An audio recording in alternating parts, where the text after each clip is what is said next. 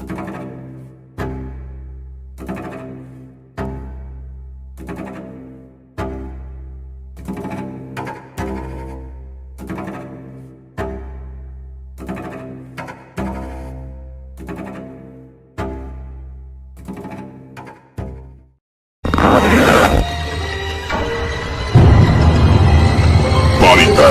where horror lies. Hey guys, Rob from Georgia here with you. I'm your regular Wednesday evening host. Let's just leave that. It is week 409 and it is theme week. It is pandemic week, and man, I am excited, man, to check out the reviews across this week as they drop. I know the lineup and it looks pretty wild. So you already know though what I'm bringing you. Of course, as for Mo 7, it is a found footage film, one of the better ones, I think it's fair to say, maybe in the upper echelon of found footage. And that, of course, is the original Rec Spanish film from the duo of Balaguero and Plaza. I think that's how you say their names. Hopefully I'm somewhat close. But it is a Spanish duo, and that is mostly, for the most part, responsible for the entire franchise, which Scream Factory has put out one heck of a release on that. All 4 films, extras vary slightly. I watched the other night. I watched the commentary for. There is a commentary. I didn't check all the films, but on the original first film, there is a commentary about the duel. And it is amazing. If that film isn't hard to watch just because of the shakiness of the camera, try reading the subtitles, listening to a commentary by the directors and writers. It is interesting, but it is an absolutely fantastic commentary. I wish more foreign films would do that. I know it seems to be coming into vogue, I think. But anyways, Rec, man. Spanish film, found footage. It is a pandemic type film, basically. For those of you, maybe someone out there hasn't seen it. I find that hard to believe, but maybe you haven't. Maybe you've just seen Quarantine, which is the American equivalent, which really gets under my skin. And no, I have not seen Quarantine or its follow-up. I don't know. I got a weird thing about American, the need to redo already fantastic films just for American consumption. The Train to Busan is freaking awesome. Most South Korean films are, and just to see those films redone here, I don't know. And here's Rec. It was made into Quarantine, right? Can't remember the year on that, but anyway. So basically, the plot in a nutshell, it is a closed, confined, very almost suffocating film to watch. Basically, you follow Angela, who is her and I want to say her camera guy, of course, but I think his name was Pablo. I want to say his name was Pablo. Mano is a big one in there, character name, but her cameraman. They're doing this documentary, sort of late night documentary called While You Sleep, and basically what they're doing is hanging out at a fire station, and just basically getting whatever they can get in to show people the heroism of what these guys do day in and day out. And so really that's what we have. And of course, she's hoping for a call. She's hoping they'll get to go out there and go on to something, and so she can get some, real footage of something good. And of course, well, it happens, right? She's there in the midst of all the boredom and whatnot of just what it's like to be a fireman during most down hours, right? And so the alarm signals. They all rush out. She has her place in a truck. They get to the place. It's an apartment building complex, sort of kind of a fancy place probably, because they have a penthouse up at the top. And anyway, so there's a call. This old lady's in distress. There's a call. They get there. It's already unsettled, man. Just the issue with this lady. She had screamed several times. Some of the other occupants in this apartment sort of complex, whatever, are definitely freaked out. And so when they go up to find this old lady, of course, they find their first real infected person. And then from there on, man, it isn't very long after that when they realize they got a big problem, that one of their guys gets injured. They can't even get out of there because the government officials have already swarmed in and surrounded, and they're sheeting it with plastic. And basically, these people are just Angela, her camera guy, and the firemen. There's a couple police officers, I think, and they're all just sort of confined in this space.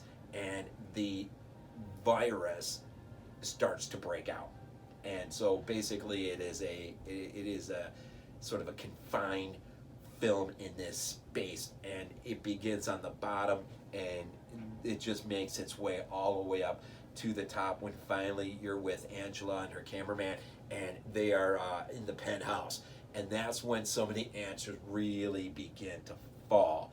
I'm gonna sort of, I don't know if there's much of a reveal here or anything. We're not talking it's yellow or anything like that.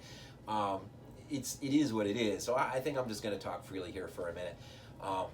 They do, when they get to the penthouse towards the end, the very climax of the film, which is just freaking outstanding. There is a girl in this penthouse who's been locked away, and the hope was that she would just die of starvation. Well, apparently she had this infection, which stems from demonic possession, which somehow there's a chemical imbalance that takes on the enzyme or whatever, takes on sort of a life of its own, and even becomes to the point where it's infectious. And so it's sort of a demonic possession sort of infection film. And the girl that's at the focal point of this, we find out towards the end, which all of this stems from, because I think it went airborne. I know it said it goes through saliva. I'm just trying to think. There's a dog that ends up at the vets, and they think it all stems from the dog, but they're wrong. The dog has it, and the dog has carried the infection. So this thing jumps to animals as well. It's kind of a really weird sort of relevancy, considering what we all just, and some of us still sort of getting through with the COVID pandemic and whatnot. There's some weird, so anyways, the dog will come up again in part 3, I believe, at the wedding. And you get, because there's a person who's there at the vet who leaves there and ends up at the wedding, bringing it with him, the uncle, right? And so anyways, there's this talk of the dog. And so the question by the end of the film, the question in my mind is, okay, I get the demonic possession. I get this sort of weird idea of how this it basically turns into a chemical imbalance, which becomes infectious and becomes viral, right? And I think spreads from saliva. But I can't remember if it's airborne as well, because the thing that doesn't make sense is the question is then, how does the dog get it? How does the dog get it? And then of course the other people. This girl is like basically the guy from the Vatican who's in charge of trying to basically clean her, man. To try to find some antidote, something that can fix her.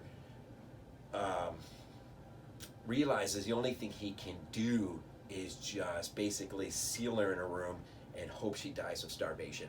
And he basically, locks up the place, and he continues to pay rent on the place. And so the person who owns the complex, as far as he's concerned, well, there's a rich guy who lives somewhere who owns the place. No one ever goes in there, but no one knows that this girl has been left in there to basically die, right? And and that will, more of that discussion will carry on in the sequels. Now, the sequel, of course, picks right up from where that left off immediately. The third one is sort of an odd entry where it takes place at another place. It's, of course, we're talking Barcelona. And the fourth one ultimately tries to tie everything up on a ship, right?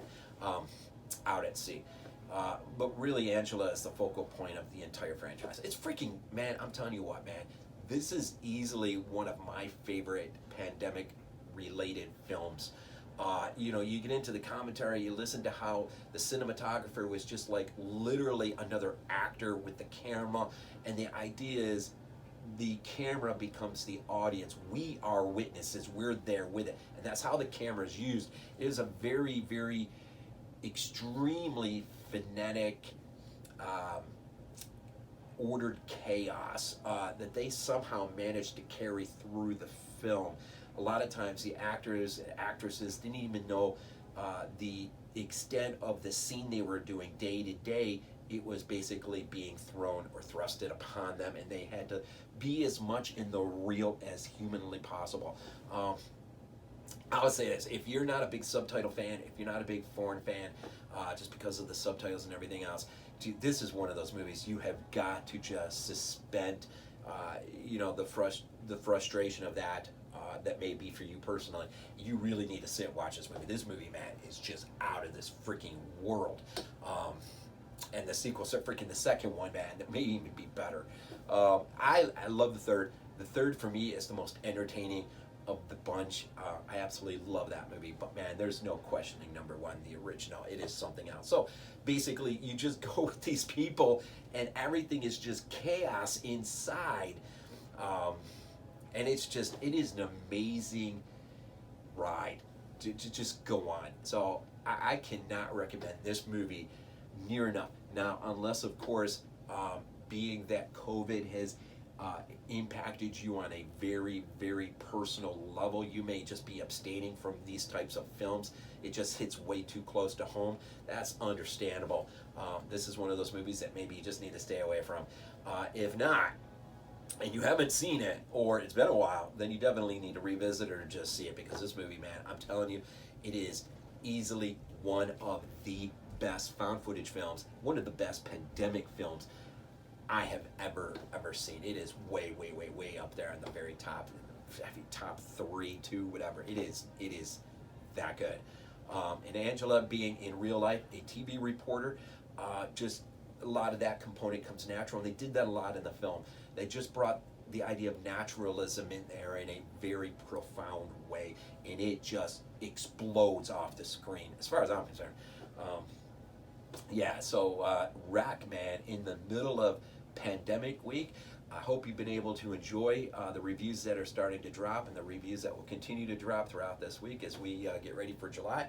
And hopefully COVID, albeit I'm sure indirectly, bare minimum, impacted you. Hopefully it didn't impact you on such a personal level that you're sort of abstaining from these type of films. And if you are, then, man, I hope you heal up fast. I really do. Anyways, Rackman, in week 409, June is closing out, July is coming in, we've got pandemic week.